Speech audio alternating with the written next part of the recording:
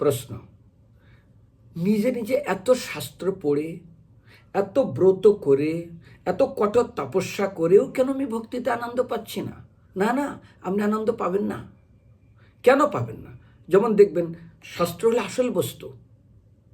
যেমন দুধ তার আসল বস্তু হলো দুধ, তারপরে মাখন, তারপরে ঘি। কেউ যদি পুরি তৈরি করে বলে, আরে ঘির আসল বস্তু হলো তো দুধ, দুধে যদি পুরিটা ছাকতে চায়, মানে ভাজতে চায়, ও পায়েস হয়ে যাবে। যেমন আখের রস, আখের রস থেকে চিনি হয়। কেউ যদি গোলাপজাম তৈরি করতে চিন্তা করে, আরে আরে চিনির জলে কেন গোলাপজামটা দেবো, আমি আসল বস্তু অর্থাৎ আখের রসে দেবো, তাহলে আর গোলাপজাম হবে না, তাহলে নষ্ট হয়ে যাবে। ঠিক সাধুগুরু বৈষ্ণবের সান্নিধ্যে, অর্থাৎ এখানে শাস্ত্র অর্থ ভক্তিস্তু ভগবদ্ভক্ত পূজায়তে, যদি ভগবত ভক্তি আনন্দ করতে হয়, আনন্দ পেতে হয়, তাহলে ভগবত ভক্তের সান্নিধ্য করতে। কোন ভক্ত?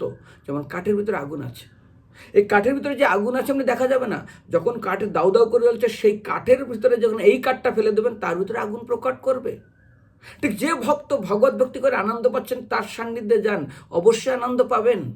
নিজে নিজে পাবেন না। একটা কথা বলে না, বট গাছে লক্ষ লক্ষ ফল হয়, একটা ফলের ভিতরে হাজার হাজার বীজ হয়, কিন্তু হাজারো ফল তো বট গাছের নিচে পড়ে, পাকা ফল, একটা তো গাছ হয় না।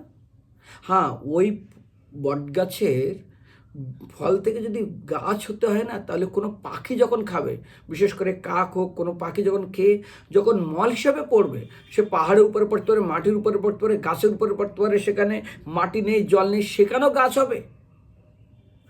নইলে এমনি ডাইরেক্ট ফল, এই বটগাছের ফল মাটিতে পড়ে হবে না, সেটা কোনো পাখির মল হিসেবে পড়লে যেমন তার থেকে গাছ উৎপন্ন হয়, ঠিক ভক্তির, ঠিক ভক্তস্থ ভগত পূজাতে, ভক্তের অনুশাসনের, ভক্তের সান্নিধ্যে, তখনই আপনি ভক্তি লাভ করতে পারবেন না। যে ভক্ত ভক্তি আনন্দ পাচ্ছেন, তারই সঙ্গ করতে হবে, নইলে পাবেন না।